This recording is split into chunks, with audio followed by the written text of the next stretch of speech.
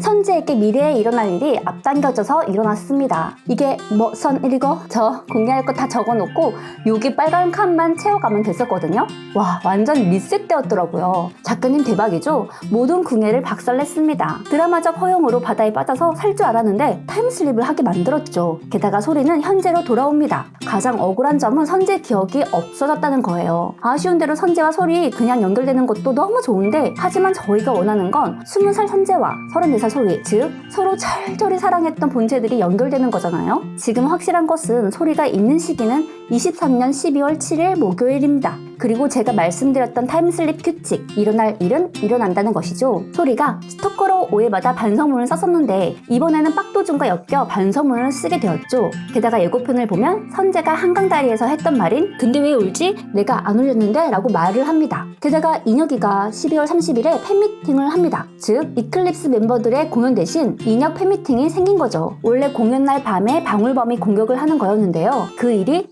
일어나는 것 같습니다. 즉 사건은 일어나지만 미뤄진 거죠. 자, 이제부턴 저의 뇌피셜입니다. 아무리 해봤자 우리 작가님 생각을 맞출 수가 없긴 하지만 선재의 기억이 모두 돌아올 것 같습니다. 예고편과 선공개를 보아하니 선재는 아직 기억해내지 못하고 있어요. 하지만 선재는 다시 솔친자가 되죠. 슈퍼의 꿀림을 어떻게 거부하겠어요. 그런데 시나리오를 받아보며 알게 된 거죠. 마치 겪은 일처럼 시나리오 속 장면들이 떠올라 나도 모르게 눈물이 흐른다고 나옵니다. 이 대관람차, 눈이 내리고 있죠? 그리고 이런 대사가 나옵니다. 당신이랑 엮이려면 죽을 각오 정도는 해야 되는 겁니까? 라고요. 선재는 34살 소리가 말한 23년까지 열심히 달려오고 있었던 겁니다. 왜냐하면 타임슬립이 끝나면 그 시간으로 돌아가는 법칙이 있는데요. 소리가 버튼을 눌렀을 때 선재는 죽었기에 타임슬립을 하지 못했지만 소리가 타임슬립을 마치고 현재로 돌아가고 바뀐 미래가 적용되는 동기화하는 동안 선재가 소리 할머니처럼 혼수 상태여서 동기화되지 않았더라면, 그렇게 된다면 선재는 20살 이전을 기억할 것 같아요. 사건은 일어난다였고 선재는 소리가 아니더라도 누군가를 구하는 시민 영웅상을 받을 정도로 남을 잘 구하거든요.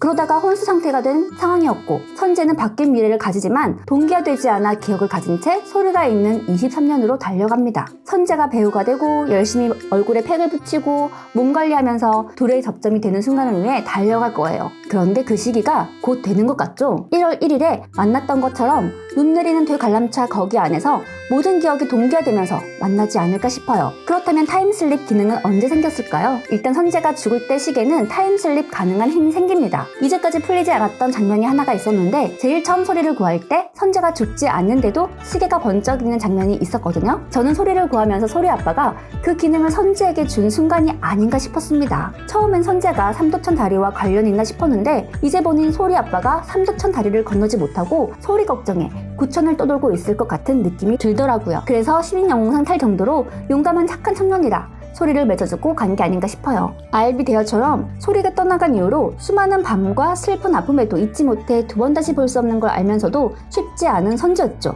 항상 소리만 꿈꾸며 살아가고 선재에겐 소리 하나뿐이라며 많은 날이 지나도 선재는 거기에 있을 거라고, 소리를 기다리며 거기 있을 거라고 합니다. 그 둘이 만나는 순간이 정말 아름답고 이쁘게 그려질 것 같아요. 저는 또 펑펑 울 준비를 해야겠습니다. 그럼 또다시 만나요. 드라마탑 클릭 클릭.